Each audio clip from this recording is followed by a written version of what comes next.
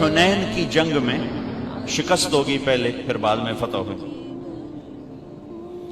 تو صحابہ بھاگے، ایک صحابی کا بھاگتے بھاگتے اللہ کے نبی پر پاؤں آ گیا، بھاگ رہے تھے، اللہ کے نبی کے ہاتھ میں ایک چھڑی تھی چھوٹی سی، تو آپ نے اس کو ایسے چھڑی ماری، اوجعتنی، ارے تو نے مجھے تکلیف پہنچائی، ٹھیک۔ اچھا انہوں نے ویسٹ کوٹ نہیں پہنی ہوئی تھی، لوہے کی جیکٹ پہنی ہوئی تھی، زرہ لوہے کی زرہ پر تو تلوار نہیں اثر کرتی تھی، اور سوٹی کی اثر کرنا ہے، ٹھیک۔ لیکن ان کے کانوں میں آواز پڑ گئی کہ اللہ کے نبی نے کہا کہ تو نے مجھے تکلیف پہنچائی۔ وہ کہنے لگے میں بڑا پریشان ہوا کہ اب میری خیر نہیں، اب میرے خلاف کوئی حکم آئے گا کہ اس نے اللہ کے نبی کو تکلیف پہنچائی، کہ ساری رات نیند نہیں آئی۔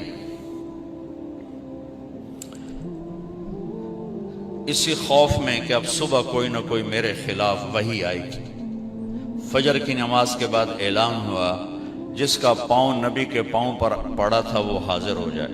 میں کہا کوئی گل ہو گئی نا، ہوں تو جاونا ہے تو کوئی نہ کوئی اللہ دی طرف تیرے اتنے قانون آ جاونا ہے۔ کہ میں ایسے ہی کانپتا ہوا گیا،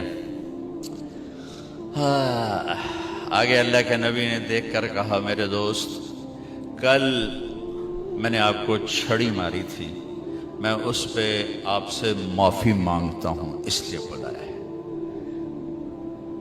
اور یہ 60 اونٹنیاں آپ کو تحفہ دیتا ہوں اس چھڑی کے بدلے میں، اب تو آپ نے معاف کر دیا ہوگا۔ یہ میرے نبی کے اخلاق ہیں۔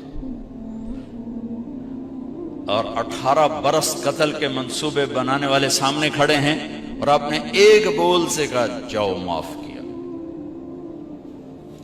بیٹی کے قتل کا سبب بننے والے حبار بن اسود، حضرت زینب کی سواری کو برچھا مارا، وہ گریں، زخمی ہوئیں، اسی زخم میں 8 برس اس کے درد اور تکلیف کو سہتے سہتے انتقال ہوا۔ وہ کلمہ پڑھنے آیا کہ جی معافی چاہتا ہوں کہ جو معاف کیا۔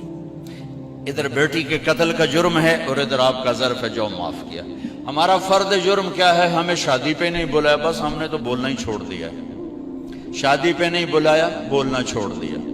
ادھر فرد جرم کیا ہے؟ بیٹی کے موت کا سبب ہے، جاؤ معاف کیا۔